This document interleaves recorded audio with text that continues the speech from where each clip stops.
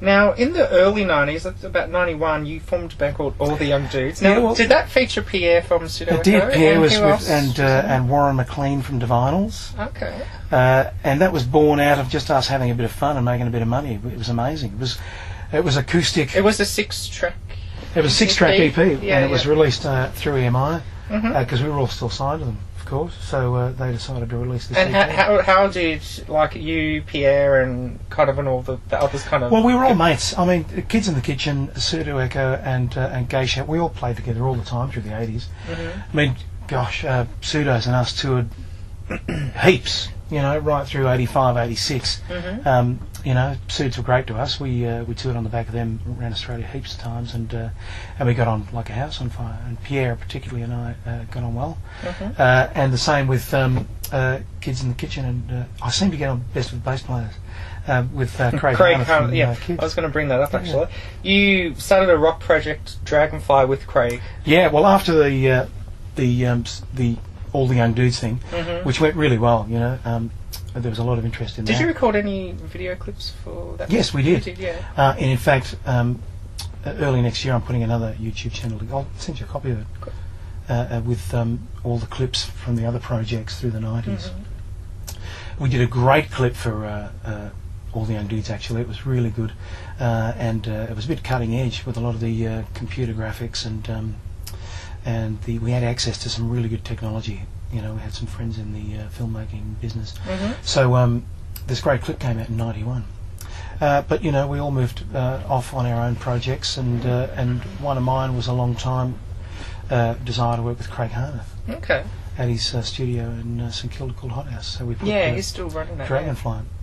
We made Dragonfly. We put out a couple of EPs on the Fable label, but never any clips. But we did appear on a lot of shows.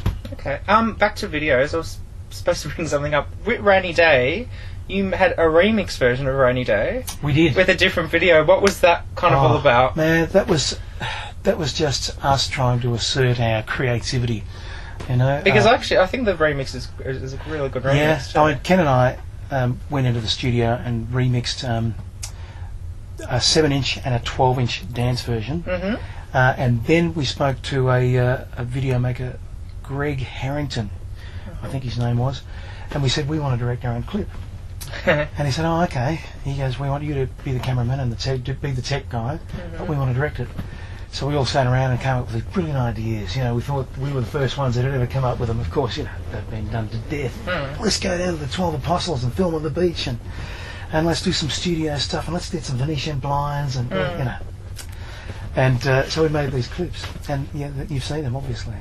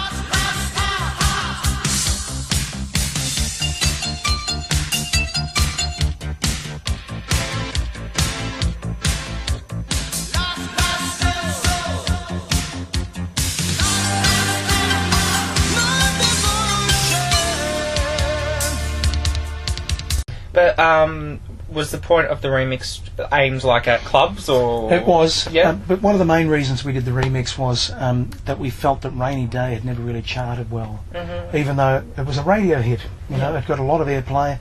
The clip got a lot of airplay. Because I remember in like '85, I used to listen to Eon FM, and it was played to death. They played the hell out of it. Yeah. They did, and so did 3XY. But it didn't chart. Because we like taped it on. Because that back then, you know, you couldn't afford. Isn't it illegal? Yeah, couldn't afford 7 inches that much. Had to skip out like on school money or like lunch money and press record. Yeah, or actually tape them on Countdown and watch them and listen to them through that. But okay. And the point of making another video clip was just because we thought we'd give it another go at the charts. We thought if we actually make an actual new remix and re-release it as a new mix, you know, we might get a chance at the charts again.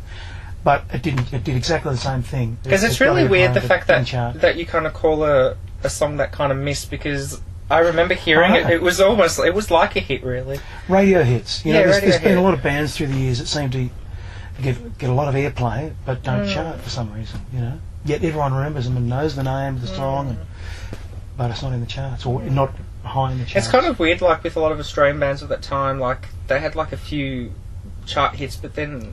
Like they could have been so much more popular, kind of thing. Exactly. Yeah. Do you think it's because this country doesn't support music as much as overseas kind of probably did? Well, I think it's really got to do with the administration of record companies and the way they're operated. You know, without sounding too political, you know, it's all about who's really going to push you the hardest. And it's like in any company, you know, you got your buddies in your hometown, but you know. They've got their buddies in Sydney, and things need to happen on a national level at the same time for you to chart nationally. These days it's done a lot more efficiently, but in those days, you know, if somebody didn't like your record in the Sydney promotion department, it wouldn't happen. Wow. It'd just get, you know, we'll just put it under there and we'll get to that. It's actually really weird because Molly used to always accuse radio stations of not playing Australian bands, like certain Australian bands, but in your case, Rainy Day was played a lot on the radio. Yeah. But so it's kind of a weird kind of contradiction, really, isn't it? It charted in Melbourne, but it didn't get a national chart because Sydney didn't follow the same way Melbourne did, or it finally got added to Sydney a month later. So sales in Sydney spiked, if you want, like a month later. So the national chart just didn't happen for us. It all has to happen at the same time. Despite of that, anyway, you had like a loyal kind of following of going to gigs and stuff. Absolutely, yeah. Thank goodness. Yeah. Well, true.